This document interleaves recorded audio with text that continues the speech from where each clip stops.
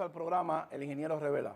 Esto es el poder del conocimiento, la más importante escuela bursátil del país desde el año 2003, 17 años ya, por primera vez para toda Latinoamérica, el Caribe y el mundo, un programa de educación bursátil. Vendrán más, pero este es el primero y pionero. Miren, hoy tenemos un programa especial porque hemos visto algunas declaraciones en los medios de comunicación y que nosotros tenemos que darle respuesta porque se ha tomado algo personal y no es un asunto personal, es un asunto de Estado, es un asunto de país, es un asunto de gobierno, de los empresarios, de los industriales, de las familias dominicanas y del pueblo dominicano en general. Han salido algunas declaraciones de descalificaciones y nosotros tenemos que dar respuesta buscando la verdad. Aquí no pretendemos nosotros ni apoyar a nadie, ni defender a nadie, esa no es la idea, sino es decir las cosas como son, tal cual son, en blanco y negro, como tiene que ser la verdad, transparente. El señor Montaz descalifica al expresidente, ese es uno de los temas, y vamos a darle respuesta a eso y al pueblo y al por qué eso es delicado y por qué él no está autorizado a descalificar. Y vamos a dar las razones del por qué.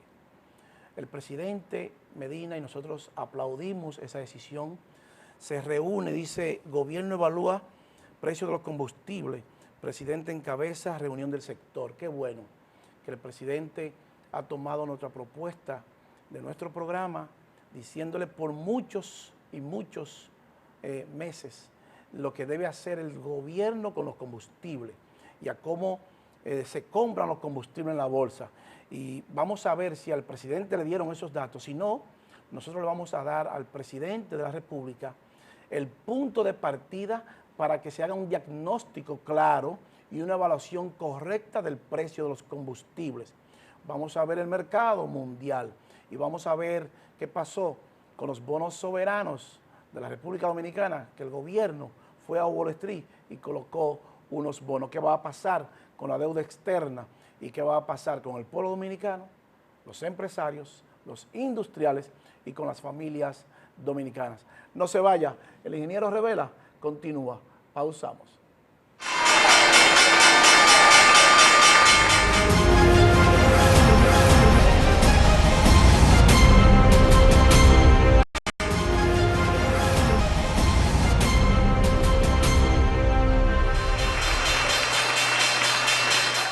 Continuamos con el Ingeniero Revela, el poder del conocimiento. Miren, el señor presidente del Partido de la Liberación Dominicana, el señor Temístocles Montaz, esta semana sale en los periódicos, en los medios de comunicación y dice: Temo Montaz descalifica a Leonel sobre endeudamiento. A nosotros nos importa mucho el endeudamiento porque no es algo personal. No es Temo, no es el presidente Fernández, no es el presidente Medina, es un asunto de Estado, es un asunto de gobierno, es un asunto de país. Le afecta a los empresarios, le afecta a los industriales, le afecta a todas las familias dominicanas y le afecta al gobierno y nos afecta a todos.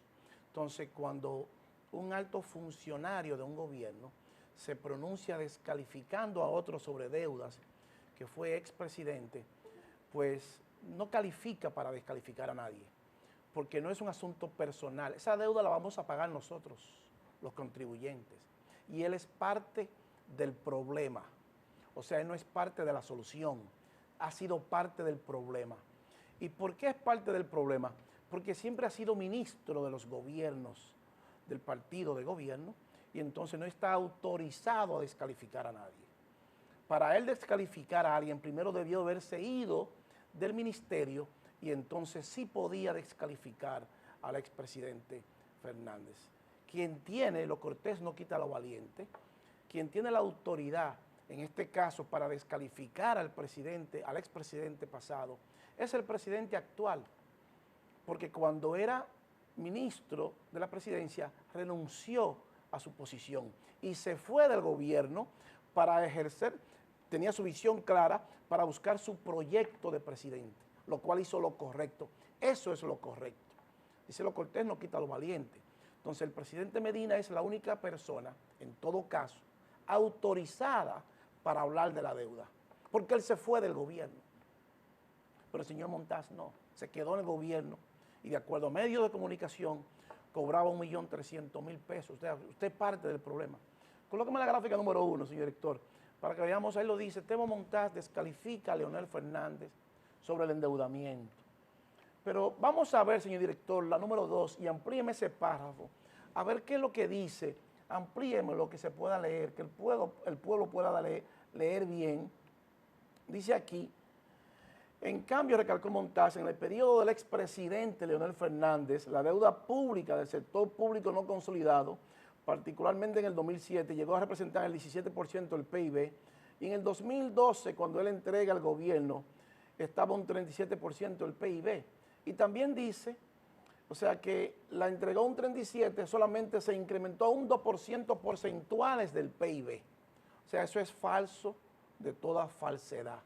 Vamos a ver, señor director, la gráfica que nos da el Banco Central de cuál es la deuda pública. Vamos a la número 3, la número 2, perdón. Deuda pública consolidada crece un 850% en 17 años, perdón. En febrero de 2018 se colocó en 42.378 millones de dólares, igual a un 55% del PIB. O sea que en 17 años la deuda creció un 850%. Y usted es parte de ese crecimiento, señor Montaz, porque usted es ministro del gobierno y usted siempre ha estado en el gobierno. Usted no está autorizado a descalificar a nadie. Para usted descalificar a alguien, tendría que irse del ministerio. Entonces sí lo autoriza a usted eso. Después que usted deje su cargo, que usted se vaya y que usted se pronuncie públicamente que no está de acuerdo con ese endeudamiento, pero usted formó parte de ese endeudamiento que lo vamos a pagar nosotros, los contribuyentes, el pueblo dominicano. Y su salario, de acuerdo a periodistas de mucho prestigio, que es 1.300.000 pesos, lo pagamos nosotros, los contribuyentes. El pueblo dominicano ya debe de dejarse de eso de que medios de comunicación y comunicadores llaman megaministro, megaestrella. No hay megaministro, no hay megaestrella, eso no existe. Hay funcionarios públicos que lo pagamos nosotros y le pagamos millones de pesos para que ejerzan una función que no vale millones de pesos. Entonces, no es verdad que son megaestrellas ni megaministros, son funcionarios públicos y que viven de los contribuyentes, que somos nosotros todos. Colócame la siguiente gráfica, señor director, para que veamos la número 3. Ahí la vemos, deuda del sector público consolidado desde el año 2000 hasta el 2018. De acuerdo al señor Montaz, en el 2012, cuando entrega, eran 27.000 millones de dólares. En el 2018 eran 42.000. O sea, no es un incremento de un 2%, como usted dice, señor Montaz. De 27.000 a 42.000 son 15.000 dólares, 15.000 millones de dólares, y eso equivale, cuando buscamos la diferencia, 42.000 menos 27 son 15. Entonces, si multiplicamos, es un 155% de incremento, no es un 2%. Y ese es un problema del Estado dominicano, del pueblo dominicano. Esa deuda la vamos a pagar nosotros. No es algo personal. Usted no debe pronunciarse sobre ninguna deuda que el país y que el gobierno haya contraído con organismos internacionales, en este caso la Bolsa de Valores, con Wall Street, porque la vamos a pagar nosotros. Entonces, como la vamos a pagar nosotros y usted es funcionario del gobierno, usted no puede descalificar a nadie, porque usted está dentro del problema, usted es parte del problema, usted es parte de ese endeudamiento. Y como usted es parte de ese endeudamiento, no está autorizado ni tiene la autoridad para descalificar a nadie. Usted debiera decir, yo soy parte de esto y he contribuido a que el país se endeude porque yo formé parte de los ministros del gobierno pasado y de este gobierno. Entonces, no está autorizado usted. Colócame la número 4, señor director, para que veamos. Ahí los vemos, deuda pública consolidada de la República Dominicana. En el 2012, 25.000. En el 2016, 35.000. Y el tipo de cambio era 45 y en el 12 estaba 39. O sea que usted ha sido parte de todo esto, señor. De ese 55% de deuda externa que vamos a pagar todos los dominicanos con nuestros impuestos, incluyendo su salario. La única persona autorizada, en este caso, para descalificar a otro, sería el propio presidente actual, que dejó ser el cargo administrador de la presidencia, se fue del cargo para formar su propio proyecto, hizo lo correcto. Pero usted no hizo eso, señor. Usted no puede trabajar en una empresa, irse a criticar a los jefes de su empresa y los dueños de su empresa mientras usted está trabajando en esa empresa. Usted debió renunciar primero. Si usted hubiese renunciado, entonces eso tuviera credibilidad. Pero usted no renunció. Usted se quedó aplicando el nepotismo. Así no, señor. Porque la deuda externa nos afecta a todos como país. Y lo hemos dicho, ¿eh? El país, la República Dominicana, no está preparado para alcanzar el 75% en deuda externa más un 2% que concede Wall Street. O sea, los diputados que les gustan levantar las manos, a los legisladores que aprueban todas las deudas del gobierno, que tengan mucho cuidado porque estamos con 58% ya. Son 75 más 2% que concede Wall Street, menos 58, estaríamos hablando de un 15%. No podemos seguir en esa dirección, porque vamos a colocar al país al borde del precipicio. Y usted es parte de ese endeudamiento, señor. Usted no puede descalificar a nadie. En todo caso, descalifíquese usted mismo. Y usted ha dado muchas declaraciones que son incongruentes, que no guardan ningún tipo de relación. Vamos a ver, señor director, cuáles fueron las otras declaraciones que usted dijo también en un medio muy importante del país. Colóqueme la número 5, señor director. Dice, Temo Montaz, en República Dominicana se paga salario de pobre. Bueno, pero usted gana 1.300.000 de acuerdo a la periodista Nuria Piera. Entonces usted no puede hablar de salario, señor. Usted debiera rebajarse su salario, porque el salario de miseria y de pobre es el pueblo, no usted. Usted está dentro del tren gubernamental y no puede hablar de salario hasta que usted no le ponga un salario justo a todos los dominicanos. Y después de usted decir eso, entonces usted dice otra vez, la número 6, señor director, para que veamos, y eso es demagogia. Montaz apoya aumento de salarios, pero aclara, gobierno no tiene fondos para atender esta demanda. Pero bueno, ¿en qué estamos, señor? Usted apoya, dice, ganamos salario de miseria, apoya el aumento, pero el gobierno no tiene cuarto para pagar esa demanda, para atender esta demanda. Pero el gobierno sí tiene cuarto para pagarle 1.300.000 pesos a usted, señor. Entonces, así no. Eso es faltarle respeto al pueblo dominicano.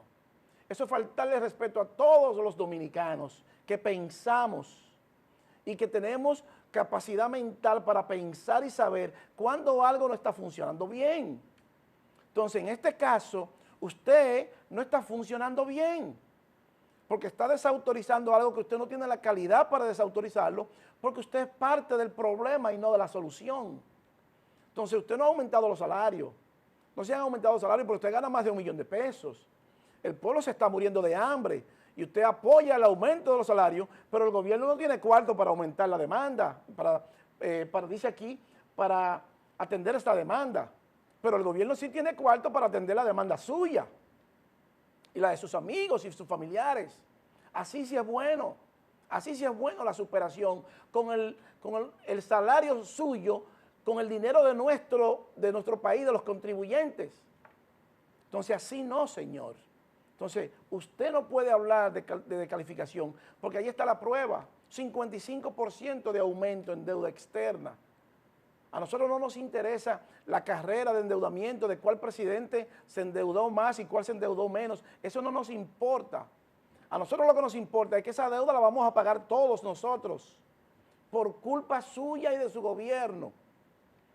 Entonces, usted no puede descalificar a nadie porque usted es parte de este problema que hoy estamos viviendo los dominicanos. Ese salario de miseria que ganan los dominicanos, usted es parte de ese problema. Y usted lo apoya por un lado y dice que el gobierno no tiene cuarto por otro. Entonces, así no, señor. Usted tiene que ser coherente con esto. Si usted apoya el salario, busque la forma de cómo el gobierno aumente el salario. ¿Cómo lo hacemos? Bueno, rebájese el 50% de la mitad de su salario. De acuerdo a la periodista Nuria Piera, usted gana 1.300.000, póngaselo en la mitad, 650.000. Y ese dinero que vaya a los policías, a los maestros, a donde tenga que ir, a donde el presidente decida que vaya. Eso es lo correcto, que usted se reduzca su salario a la mitad, para que entonces hablemos de esto. Pero no así. Así es bueno hablar desde el gobierno, con todos los problemas resueltos, con todas sus dietas resueltas, pago de combustible y todo, y un país que se está cayendo a pedazos. Entonces así no, señor. Entonces, usted está totalmente descalificado para calificar a nadie, porque usted es parte del problema, usted no es parte de la solución. Vamos a buscarle solución a esta deuda externa, ¿cómo la vamos a pagar? Eso es lo que yo quisiera que usted dijera. ¿Cómo vamos a producir más dinero para que nuestros nietos, sus nietos, los nietos del presidente de la República tengan dinero para pagar esa deuda que nos estamos incurriendo ahora como país? Porque por mucho que nosotros tengamos de vida en este país, no nos quedan más de 25 años. Entonces le vamos a dejar un problema a los nietos nuestros. Le vamos a dejar un problema a los hijos nuestros, incluyendo los suyos.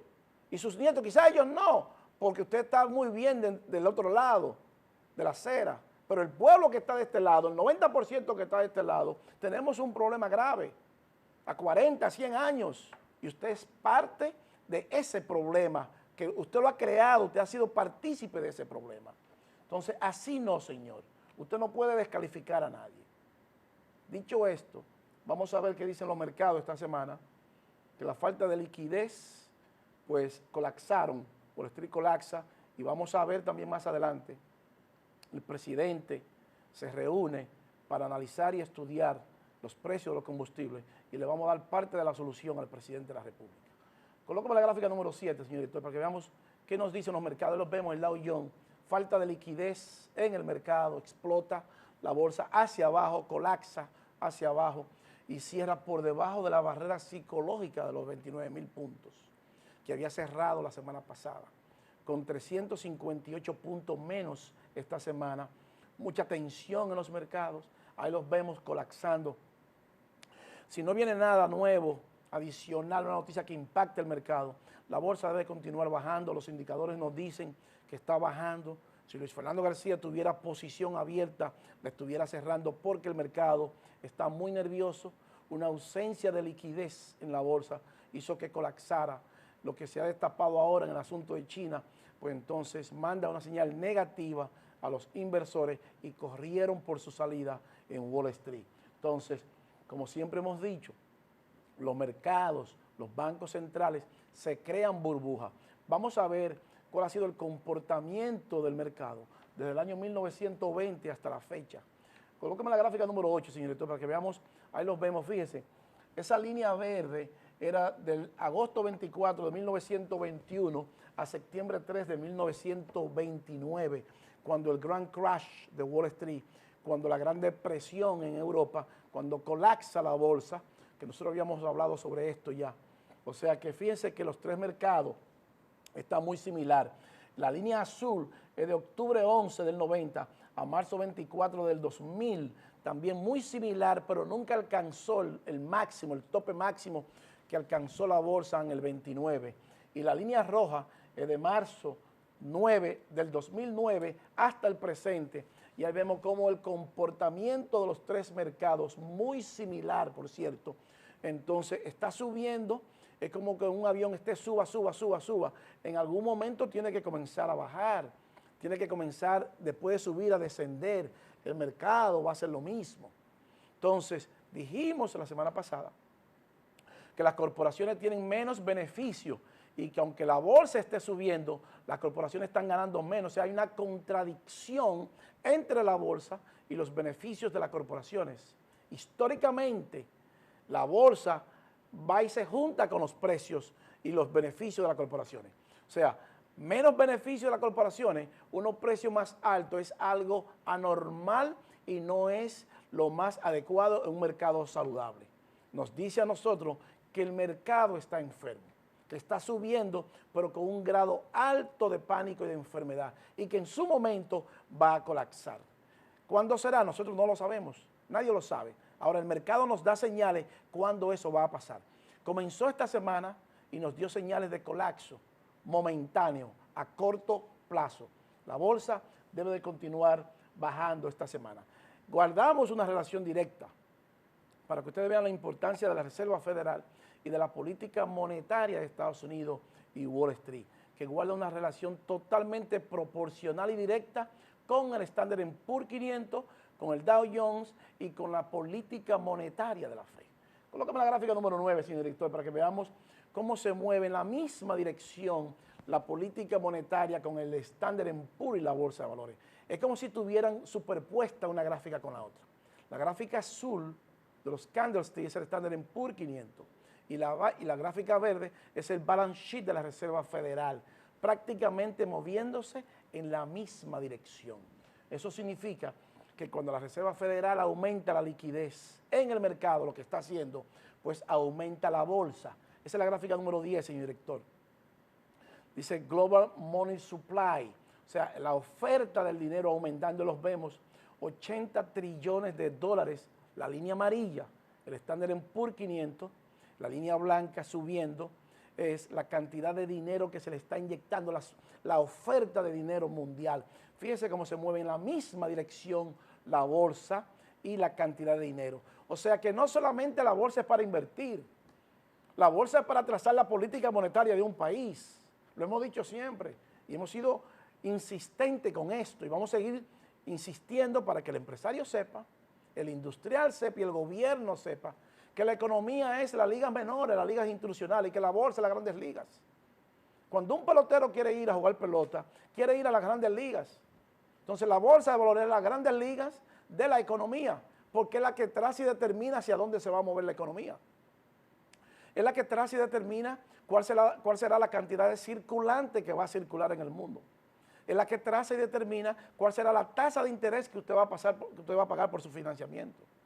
Esa es la que traza y determina cuál será su tasa de interés que usted va a pagar por su tarjeta de crédito, por su casa, por su carro. O sea, en definitiva, y los commodities, los alimentos, o sea, es la que traza todo, hasta lo que no comemos. Entonces, si queremos ver algo, tenemos que ir a los orígenes. Y el origen de lo que pasa en la economía real es en la bolsa de valores que se ve nada más. No se ve en otro sitio. Entonces, para ver los orígenes, tenemos que ir a la bolsa. Es mandatorio, porque la bolsa es la estructura más compleja jamás creada por el hombre. Y ya vimos que para un país desarrollarse necesitamos un mercado de valores fuertes, instituciones fuertes y que nadie esté por encima de la ley, pero sobre todo un mercado de valores fuertes. Y nosotros no lo tenemos.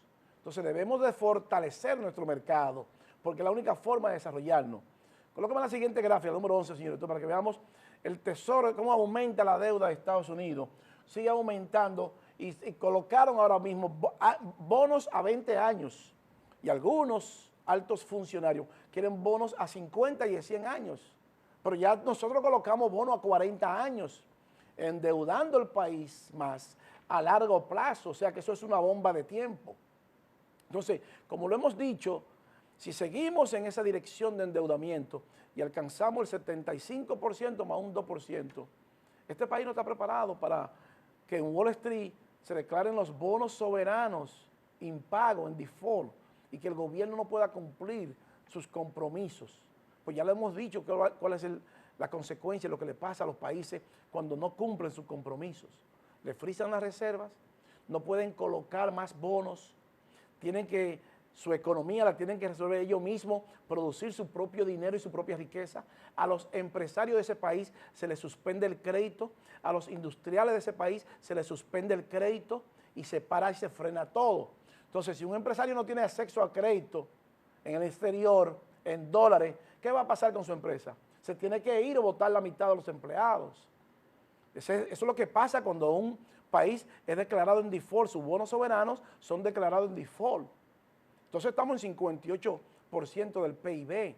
Eso es lo que debe de importarnos a nosotros, como país, como empresario, como dominicanos, como ciudadanos y al gobierno. porque si continuamos en esa dirección, el precipicio es inminente, el colapso es inminente. No se sostiene un país con una deuda por encima de un 77%. No se sostiene un país. Usted no sostiene una empresa con una deuda de un 77%. No se sostiene una empresa. Una empresa debe tener por lo menos 30, máximo 40% de deuda, no un 77% de deuda. Lo mismo para un país. Un país es una empresa grande, donde están conjuntas todas las empresas, porque para eso es el PIB. Elija una empresa cualquiera, la que usted quiera, y pregúntele a una empresa exitosa cuáles son sus deudas y cuáles son sus beneficios, sus activos y pasivos. Lo mismo para el país. Todas las empresas juntas nos dan el país. Entonces no se sostiene un país con un 77% de deuda. Es imposible sostenerlo. Y el gobierno, los legisladores nuestros, deben de tomar carta en el asunto. Y las nuevas autoridades que vengan también deben tener conciencia de lo que está pasando. Porque esto no es un relajo. Si queremos democracia, si queremos un país con una economía sana, debemos de hacer las cosas todos bien. Una cuota de participación de todos, pero no descalificando a nadie cuando usted es parte del problema. Usted no es parte de la solución. Cuando usted sea parte de la solución, usted tiene autoridad para descalificar. Colóqueme la siguiente gráfica, señor director, la número 12, para que veamos cómo Standard & Poor's, miren, los bonos del Tesoro colapsando y Standard & Poor's subiendo esa línea azul, y ahí vemos todas las crisis que se han producido desde el año 1959 hasta la fecha. En el 68 un bear market, en el 74 un crash, también en el 87 otro crash, la crisis financiera de 2008, los dot-com, y ahora, ¿hasta cuándo será la próxima crisis? Ahí está en su punto más alto. Eso viene seguro, es inminente una crisis en los mercados, porque está subiendo sin beneficio, está subiendo con unos instrumentos financieros muy caros y con deuda global que sobrepasa los 270 trillones de dólares. Entonces, todos los países endeudados, la Reserva Federal ha agotado y está agotando sus estrategias, sus recursos, para en caso de que entremos en una recesión. Lo mismo el Banco Central Dominicano. Entonces, una tasa monetaria muy bajita y unos mercados explosivos explotando. Cuando entra la recesión, el Banco Central no tiene herramientas para combatir una recesión, se quedó sin herramientas. Entonces eso hay que preverlo antes de, no después de. Por eso es importante los mercados.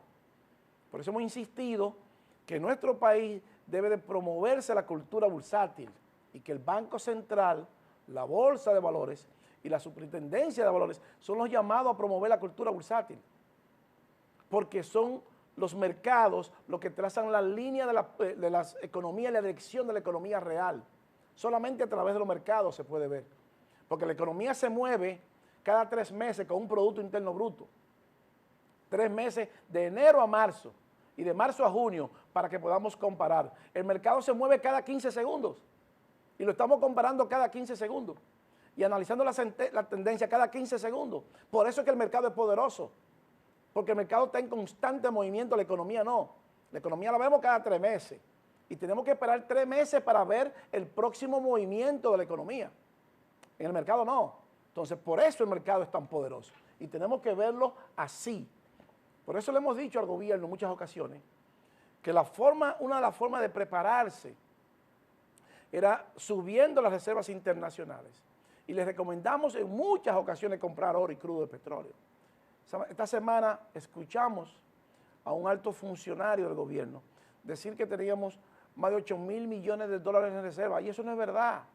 Nosotros vamos a decir cuánta es la reserva que dice Wall Street, que son los organismos internacionales. Si usted es un inversor y usted va a comprar un bono soberano de República Dominicana, Wall Street le tiene que dar ese dato.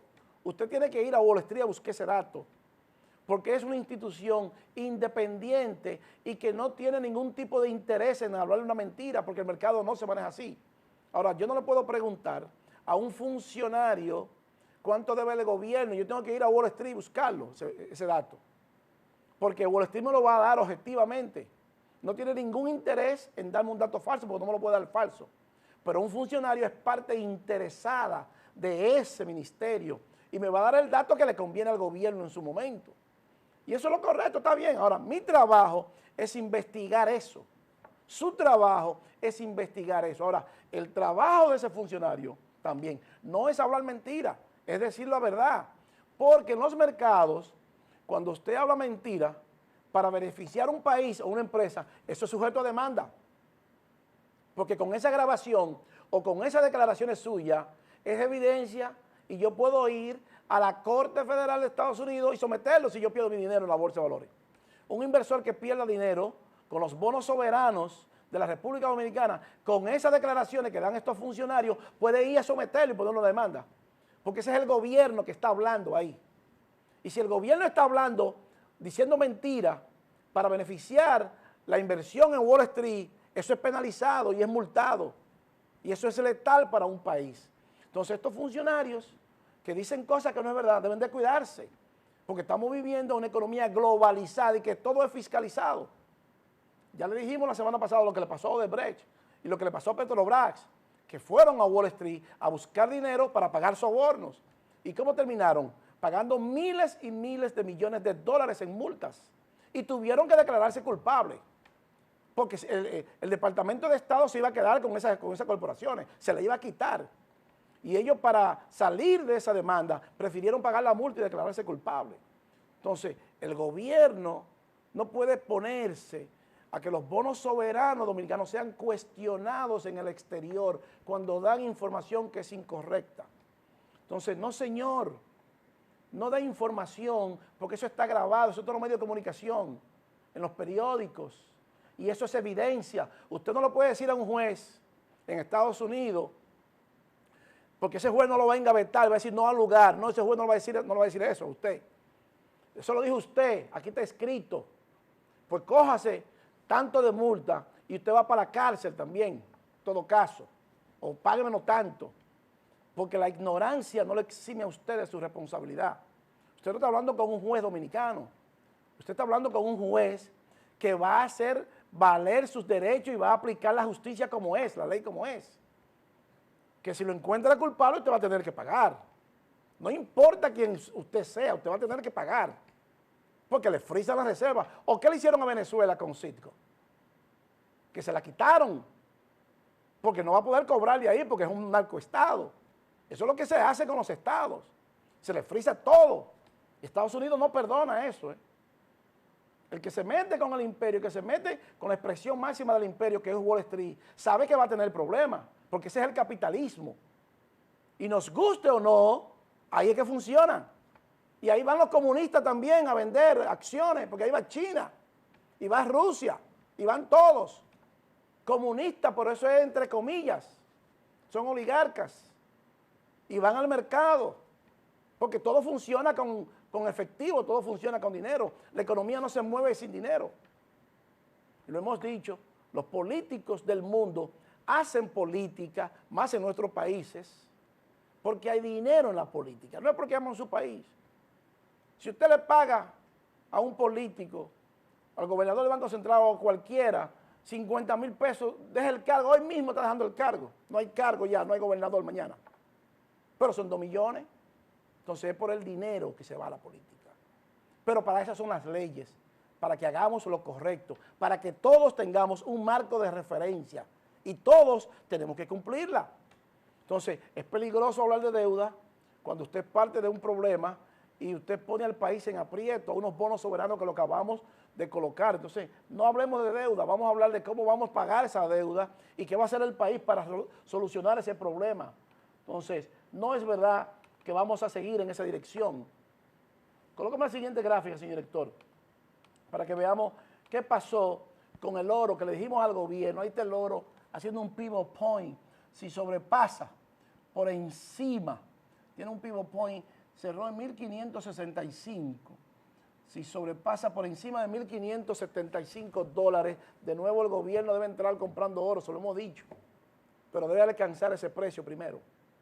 Si hubiesen hecho lo que le dijimos hace un año, el gobierno tuviera hoy más de 600 millones de dólares en reservas adicionales, cuando le dijimos que comprara el oro a 1.250 dólares la onza. Colócame la siguiente gráfica, señor director, la número 14, para que veamos el análisis técnico del oro. Vamos ahí, los vemos, tiene un patrón de formación, una bandera, un flag, como se llama, y vemos que tocó, está rompiendo hacia arriba. Si sobrepasa y sigue alcanzando, como le dijimos, 1.573, tiene el potencial de llegar a los $2.000 la onza, y este es 1.550. Pero suponga usted que no llegue a $2.000, a $2.950 la onza, que es el potencial que se espera, con una moneda que se está devaluando en el largo plazo. Pero el gobierno lo sabe, ya se lo dijimos. O sea, si entramos ahora con una buena posición, si sigue la tendencia del mercado subiendo y una moneda que se está devaluando, el oro va a explotar, más temprano que tarde va a explotar.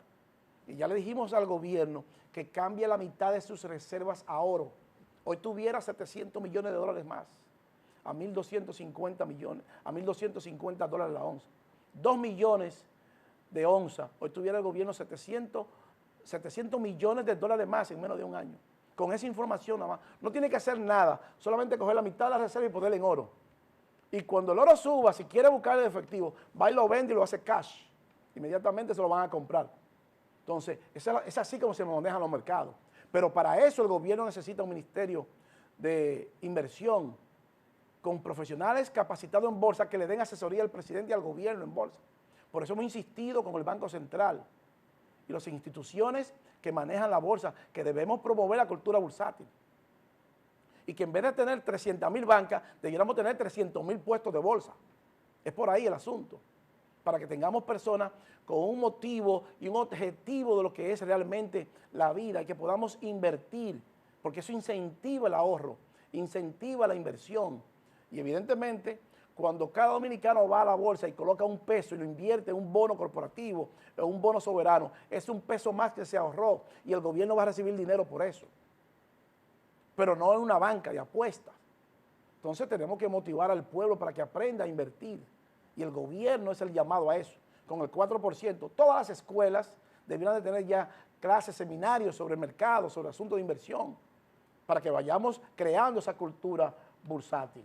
En el próximo bloque vamos a ver qué dijo el presidente sobre los combustibles. Gobierno evalúa precios de los combustibles.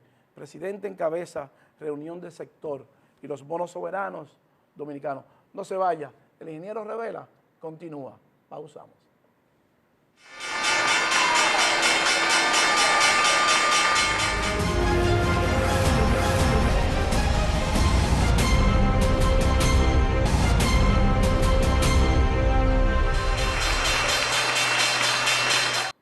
Continuamos con el ingeniero Revela, el poder del conocimiento.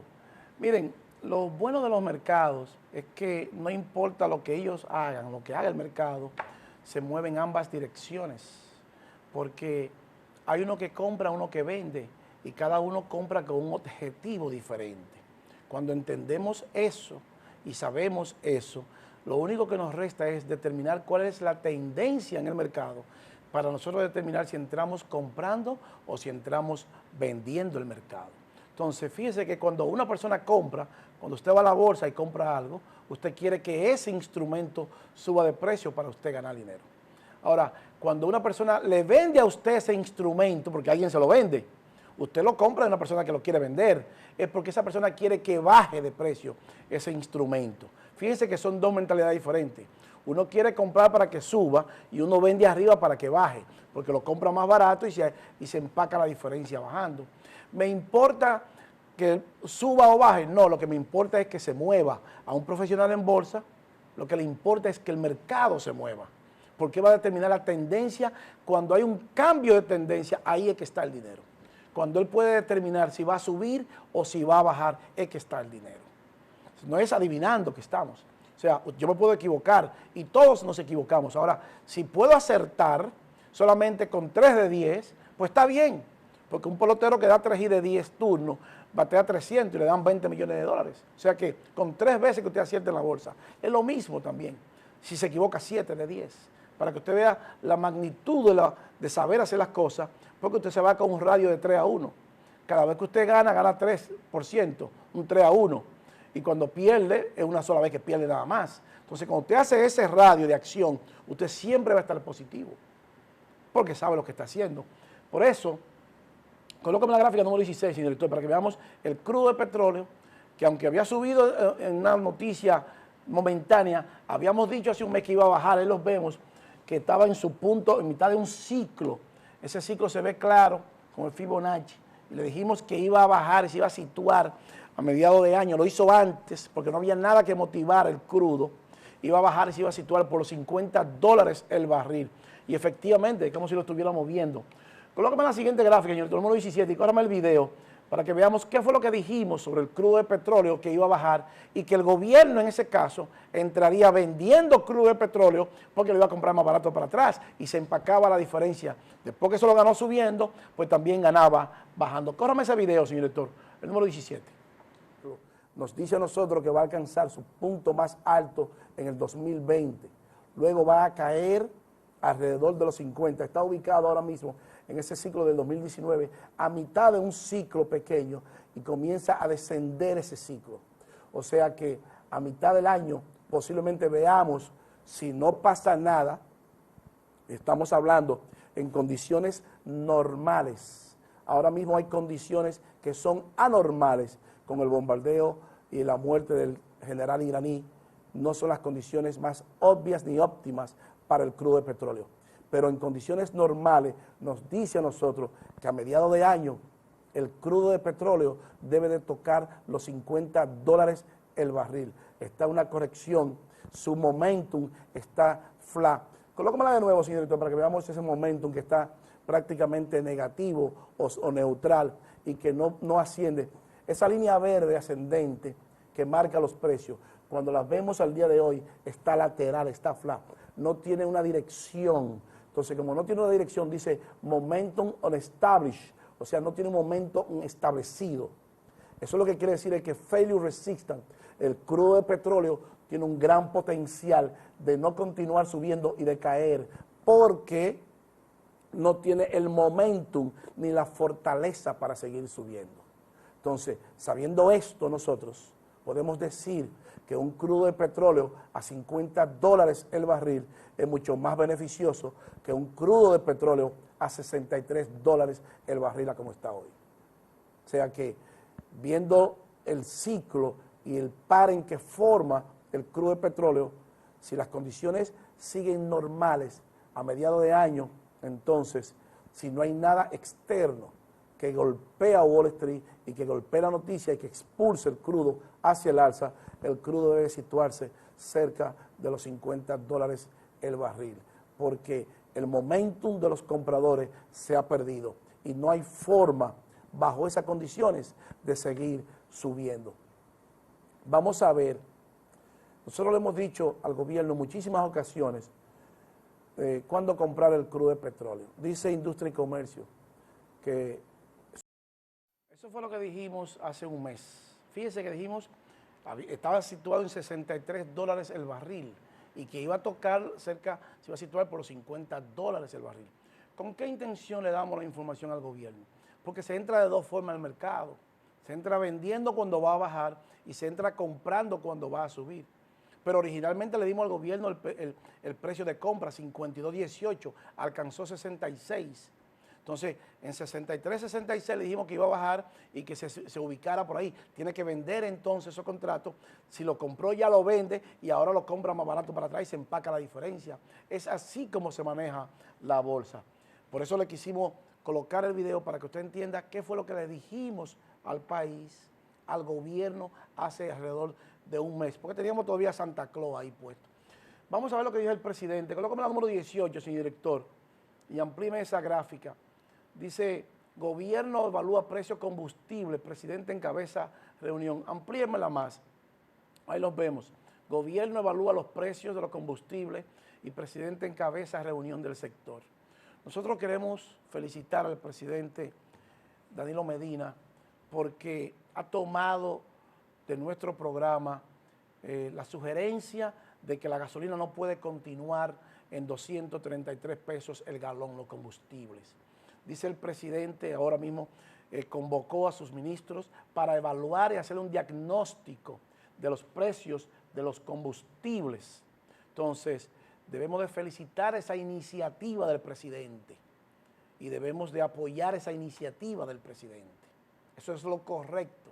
Ahora bien, si no se toma acción y se le hace una rebaja sustancial, entonces no habrá servido la reunión del presidente con sus ministros. Pero para el presidente, a tener una evaluación correcta y poder darnos un diagnóstico correcto, debe de tener los precios de los combustibles y del crudo de petróleo en Wall Street, en la bolsa. Y nosotros, como no salieron los medios de comunicación, pensamos que el presidente no lo tiene o no se lo dijeron. Colócame la siguiente gráfica, número 19, señor director, para que veamos qué dice el presidente. Ahí lo vemos y amplíemela más, por favor, para que veamos, el pueblo pueda ver qué es lo que dice ese párrafo aquí. Ahí lo vemos.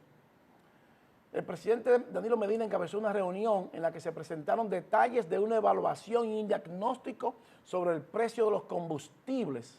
Al término del encuentro que tuvo lugar en el salón privado del Palacio Nacional, el ministro de Industria y Comercio y MIPYMES, Nelson Tócasimo, indicó que los avances en la evaluación se le presentarán al jefe de Estado y autoridades correspondientes. O sea, que se le va a hacer un diagnóstico y una evaluación al precio de los combustibles, pero ahí no dice que ellos le dieron al presidente los precios reales de la bolsa de valores, de cuál es el precio del crudo del petróleo y cuál es el precio de la gasolina. Nosotros se lo vamos a dar desde aquí, porque ese diagnóstico y esa evaluación del precio de los combustibles no sirve si no tenemos un punto de partida. Y el punto de partida y el origen de esos precios es Wall Street que lo traza. Entonces, debió haber estado ahí por escrito. Vamos a ver cómo nosotros compramos en Wall Street, en la bolsa de valores, estos combustibles, para que podamos ponerle un precio razonable a los empresarios, a los industriales, y que eso no afecte a la familia dominicana con los productos de primera necesidad. Pero hay que irse a Wall Street primero. No podemos hacer un diagnóstico de los precios de los combustibles si no sabemos cómo se mueve el crudo de petróleo y la gasolina y los combustibles en la bolsa. Por eso lo hemos dicho que todo es bolsa. La tasa de interés es bolsa. Lo que usted paga por su financiamiento es bolsa. Entonces tenemos que ver eso. Entonces, vamos a ver, señor director, el crudo de petróleo, cómo cierra el crudo de petróleo y a cómo cierra la gasolina, que ese es el principal diagnóstico que le dijimos al gobierno, que se iba a situar por los $50 el barril, en ese rango. Y tomamos dos muestras, una que estaba en 54.19. Colócame la gráfica número 20, señor director. Ahí los vemos. El crudo de petróleo cerrando 54.19 debe de tocar los $52 el barril. Y colócame la siguiente gráfica, señor director, la número 21, que cuando tomamos esa gráfica estaba 53.94, ya tocando los $52 el barril. La número 21, señor director. Ahí los vemos, claro. Entonces, el diagnóstico, primero debemos saber cuál es el precio que vamos a comprar en la bolsa. 53.94. Va a alcanzar los $52 de barril y si continúa la presión vamos a tocar posiblemente los $50, pero ya hemos bajado de 63 a 53, $10 el barril y se lo dimos al gobierno hace un mes. Y la gasolina, señor director, pongan la gráfica número 22 para que veamos cuál es el precio real de la gasolina del día de hoy, $1.51 el galón de gasolina. O sea que si el gobierno compra a 1.51 el galón por 53 pesos, está comprando a 80 pesos el galón de la gasolina. Y por ahí debemos de comenzar el diagnóstico, señor presidente. ¿Cuál es el precio que vamos a pagar en la bolsa? Para nosotros saber qué precio le vamos a poner, 80 pesos menos 233. Estamos hablando de 153 pesos más cara que el gobierno vende la gasolina. Y no puede pasar eso. Entonces, si multiplicamos 80 pesos que el gobierno la va a comprar al precio de ahora, 80 por 2 serían 160, ganándolo un 100%. Si le ponemos a eso 20 pesos de transportación más 20, serían 180 pesos el galón. Pero vamos a decirle al gobierno que la ponga a 200 pesos el galón. Entonces, si nos sale a 80 entre 200, estamos hablando de un 140% que le está ganando el gobierno. Entonces, si la coloca a 200, el gobierno tiene 80 que la compró, más 80 que se va a ganar y 40 pesos de transportación, que no va a gastar 40 pesos de transportación. Pero no puede estar a 233 pesos la gasolina, señor presidente. Entonces, es el diagnóstico y el análisis que le hemos dado desde aquí, desde este programa, de cómo está la bolsa, cómo está la gasolina en la bolsa de valores Wall Street el día de hoy, a $1.51. Póngamela para atrás, señor director, para que nos vayamos ahí. $1.51, la gráfica número 22. Ese es el precio real de los contratos futuros de la gasolina que se vencen el 20 de febrero. O sea que usted puede entrar comprando eso y ese es el precio que la va a pagar, $1.51 el galón, 167,000 barriles a $1.51. No puede estar más caro de 200 pesos el galón, señor presidente. Entonces, debió de partirse de esa primicia de los precios primero para que ese diagnóstico y esa evaluación de los precios sea correcto. Y para tener ese dato correcto, debemos de saber el origen del precio y quién nos vende y a cómo nos los vende. Porque para usted evaluar un precio, primero tenemos que saber a cómo compramos para saber cuánto nos vamos a ganar. Felicitamos su iniciativa, señor presidente. Pero definitivamente, bajo este esquema, con estos precios en la Bolsa de Valores, el galón de la gasolina en la República Dominicana no puede costar más de 200 pesos el galón, no 2.33. O sea que si usted va a evaluar el galón de la gasolina, pues entonces hágale ese regalo al pueblo dominicano, a los empresarios dominicanos, a los industriales dominicanos y a las familias dominicanas, para que la canasta familiar sea transportada a 200 pesos por galón y no a 233 pesos el galón. Es decir, que no importa lo que digan los funcionarios, ahí está el precio de Wall Street, en NYMEX, en el New York Mercantile Exchange, en la Bolsa de Valores. Eso es lo que nos importa a nosotros. Y el precio es, señor presidente, $1.51 el galón. Al cambio, 80 pesos por galón sería el costo que el gobierno dominicano estaría comprando la gasolina en Wall Street, en la Bolsa de Valores. Miren, señores, no tenemos tiempo para más. El ingeniero Revela llega a su parte final. Y así culminamos el esfuerzo de hoy. Pero no sin antes agradecerles la gentileza de su atención y decirles, como siempre, que para usted ser un buen inversionista en Bolsa de Valores, usted necesita conocimientos, disciplina y paciencia. Yo soy Luis Fernando García. El ingeniero Revela, el poder del conocimiento, regresa la próxima semana. Bye bye y hasta pronto. Pinturas Glidden. Transforma tu inspiración en acción mientras tus niños juegan en casa. Presentó